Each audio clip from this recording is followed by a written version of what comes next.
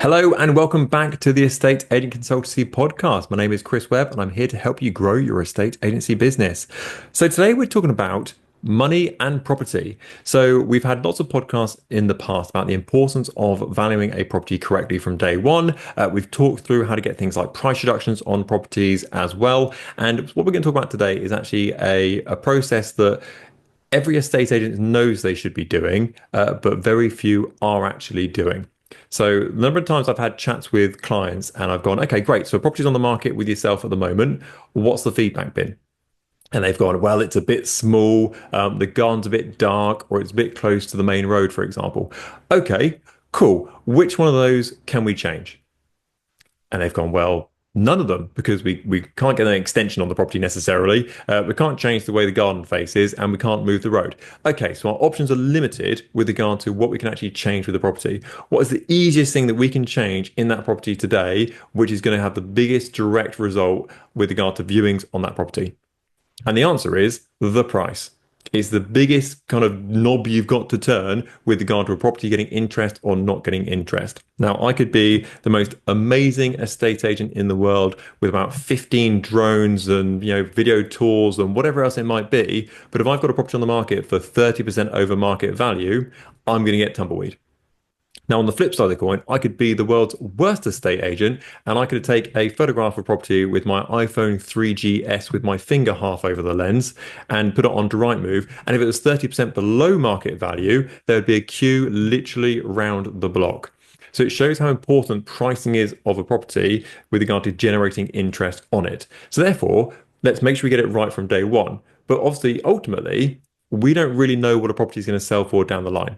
Now, I've been an agent for the last 20 years or so, and I can tell you exactly what a property is going to sell for. It goes on the market for £300,000. It could go for 301. It could go for 299. It could go for 299,921. I've got absolutely no idea, but our goal as agents is to introduce that property to as many people as possible, get as many people around there as possible, get as many offers off the back of it, and then we'll pick the best one from it. That's ultimately our goal as an agent. So we know that a homeowner obviously can't change things about the property as it is today. They can't change the orientation of the garden. They can't change how close it is to the road or the airport or the pylon, for example. But the big factor they can change is the pricing of the property. Now, we know that price reduction should generally take place about 3 weeks after a property comes on the market.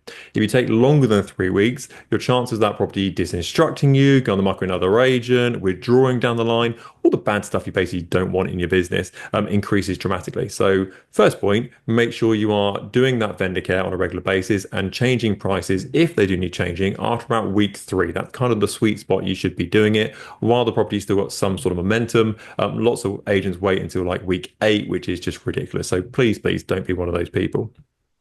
So ultimately, when it comes to a price reduction conversation or a price adjustment, as you sometimes see online, conversation with a homeowner, some agents feel like it's kind of, me versus the vendor. I think this and they think that. And ultimately, it doesn't really matter what you think the value of the property is, and it doesn't really matter what the vendor thinks the value of the property. The real opinion about who the price of the property is the person who's going to buy it, because they're about to go into debt for the next 35 years, if not longer these days. And therefore, the value of how much they think the property is worth is only the figure that really, really matters. I'm ignoring the surveyor down the line, by the way. Because if they think it's a good deal, they will put offers forward on the property. If they think it's a bad deal, they won't put offers forward on the property. So ultimately, it's their opinion about the price today that matters the most. Not yours, not the vendors, and not the surveyors quite yet either. So this is why when we are carrying out viewings, we need to make sure we are getting price sensitive feedback every single time. Now, for example, when you talk to people and say, right, why is that property not selling? They might go, it's just right by the main road, Chris. It's the road, it's the road, it's the road. And sometimes vendors say to you, look, if the feedback's just about the road, almost don't bother. Because I know it's got a main road out the front. I hear it all the day sort of thing. I get it. Ultimately, what people are saying is that for a property that is that price, I would have expected to have a quieter property or not to have a road out the front for that sort of money. Because if they looked at it and it was £100,000 less, they'd be like, oh my God, yes, I've got a road out the front, but I've got actually like 2 bedrooms. What a win. So it's always about the money in property. So therefore, price sensitive feedback is your best friend.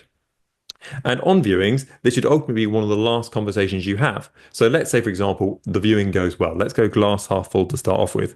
Great, you seem to quite like the property. What do you think of the price? Let's talk about the next steps. So that's kind of a positive conversation. You're basically saying, do you want to put an offer forward on this property and kind of go ahead with it?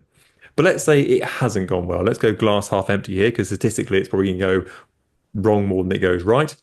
Okay, the property doesn't seem like it's the one for you. It seems a bit, you mentioned it's a little bit small for you, or the road's a bit of a concern. I kind of got that vibe. So, out of interest, obviously, you're viewing lots of other properties, three-bedroom semis in this area. What do you think of the price of £300,000? How does that sit compared to the other ones you've looked at? And they will come back to you and say, I think it's worth more like 275. Cool. Okay. Well, ultimately, that is our feedback to the vendor. Look, they've looked at the property. There's a few things they'd want to change. We had a conversation about pricing. They think it's more like the 275 sort of barrier. Now, imagine you've got a property where you need to have a price conversation with the vendor after week 3, for example, and you've had 10 viewings on the property. And you come forward and your feedback is, yeah, it's the road. Yeah, it's just the road. It's the road. Everyone I show around there, it's the road. They hate the road. Okay, but the vendor can't do much in that situation. But if you came forward with the feedback and saying, look, we've had 10 viewings now, and 5 of them said 275, and the other 5 of them said 280, clearly we're not hitting the market at £300,000. No longer is it a conversation where it's kind of like you versus the vendor, and I think this and you think that. Suddenly, it's me plus my 10 mates who are all turning up, and they're all saying the same thing as I am. You can't argue with that. And therefore, the facts don't lie in that situation. And it gives us something that the vendor can change on the property straight away, which is the pricing. They cannot change the road. They cannot, change the way the sun faces or how big the garden is. They can't invade next door, whatever it may be. But the price, we can change in like 20 seconds.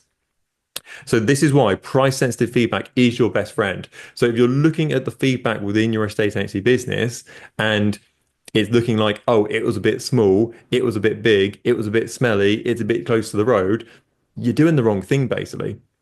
The feedback in your office should be they thought it was more like 275. They thought it was more like £500,000. They thought it was more like 450. Because you're doing your future self in 3 weeks' time a huge favor. Because when you do have that price conversation with the homeowner, you've got all the ammo in the world from the people who actually need to put their hand in their pocket and pay that for the property as well. Again, as I started this podcast with, you probably knew this. You probably nodded your head and thought, yeah, price sensitive feedback. I know that's really important.